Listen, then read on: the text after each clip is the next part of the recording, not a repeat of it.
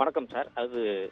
கரூர் மாவட்டத்தில் முன்னாள் அமைச்சர் எம்.ஆர். விஜயபாஸ்கர் பார்த்தீங்கன்னா, கரூர் மாவட்டம் வாங்கல் பகுதியைச் சேர்ந்த பிரகாஷ் என்பவருடைய சுமார் 22 ஏக்கர் 100 நிலத்தை சுமார் 100 கோடி மதிப்பிலான நிலத்தை மோசடி செய்த வழக்கில் கிட்டத்தட்ட ஒரு 34 நாட்களாக தலைமறைவாக இருந்த எம்.ஆர். விஜயபாஸ்கர் நேற்று சிபிசிஐடியா கைது செய்யப்பட்டு விசாரணை கிடுக்குப்பிடி விசாரணை செய்த பின் நீதிமன்றத்தில் ஆஜர்படுத்தப்பட்டு இன்று காலை சுமார் 4 மணி அளவில் மத்திய சிறைச்சாலைக்கு அனுப்பி வைக்கப்பட்டது.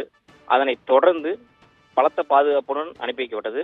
அதனைத் தொடர்ந்து சென்னை வில்லிவாக்கம் பகுதியைச் சேர்ந்த பகுதியில் காவல் ஆய்வாளர் இருக்கும் பிரதிவிராஜ் தற்பொழுது அவர் சிபிசிஐடி விசாரணையை மேற்கொண்டு அவரை கைது செய்யப்பட்டுள்ளனர்.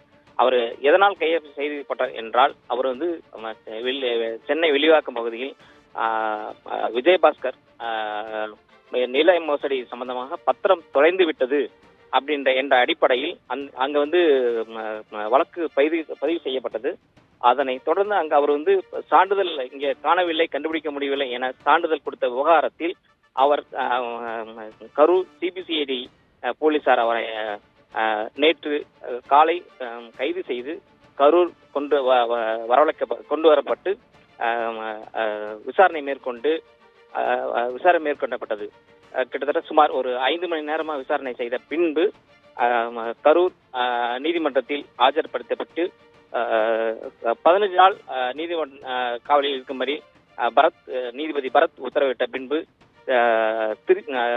சேலம் மத்திய சிறைக்கு அவரை பலத்த பாதுகாப்புடன் கொண்டு செல்லப்பட்டது.